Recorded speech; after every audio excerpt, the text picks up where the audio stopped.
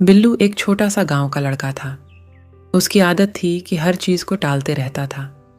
एक दिन उसे अपने दादाजी की पुरानी घड़ी मिली। वो घड़ी दिखने में बेहद साधारण थी, पर बिल्लू को लगा कि इसमें कुछ खास है। बिल्लू ने घड़ी को अपनी कलाई पर बांधा और जैसे ही उसने घड़ी का बटन दबाया, उसे एक अजीब सी सनसनी महसूस हुई। उसके सामने का दृश्य बदल गया। वह एक घने जंगल में पहुंच गया था। चारों ओर पेड़ और झाड़ियों का घना जाल था। वह डर गया और घड़ी का बटन फिर से दबाया। इस बार वह अपने गांव के चौपाल में वापस आ गया था। बिल्लू की धड़कनें तेज हो गईं। उसने सोचा, ये क्या था? बिल्लू ने ठान लिया कि इस घड़ी के रहस्य को जानकर रहेगा। उसने हर मिनट घड़ी का बटन दबाना शुरू किया। जैसे ही उसने अगली बार बटन दबाया, वह एक बड़े से महल में पहुंच गया। वहां राजकुमार और राजकुमारी आपस में झगड़ रहे थे।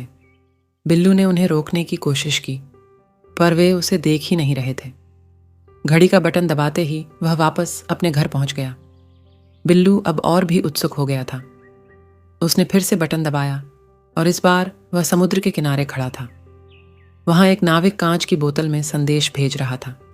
बिल्लू ने उसे देखा और फिर घड़ी का बटन दबा दिया। वह वापस आ गया, पर उसके हाथ में वह बोतल थी। ये तो जादू है।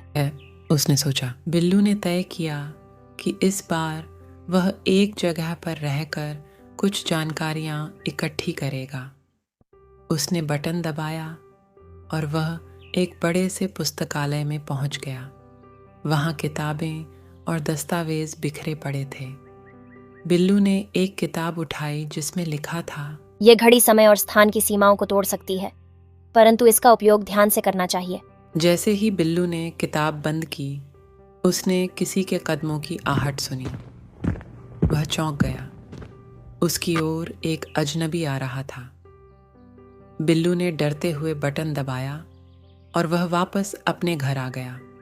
अब बिल्लू ने ठान लिया था कि वह इस घड़ी का सही इस्तेमाल करेगा। उसने सोचा, इस घड़ी के साथ मैं बहुत कुछ सीख सकता हूँ, पर ध्यान रखना होगा कि इसका गलत उपयोग ना हो।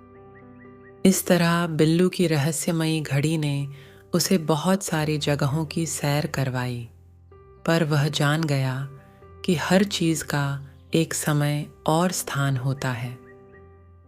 और सबसे बड़ी बात, बिल्लू ने टाल मटोल करना छोड़ दिया और अपनी घड़ी की मदद से जिम्मेदारी से काम करना सीखा।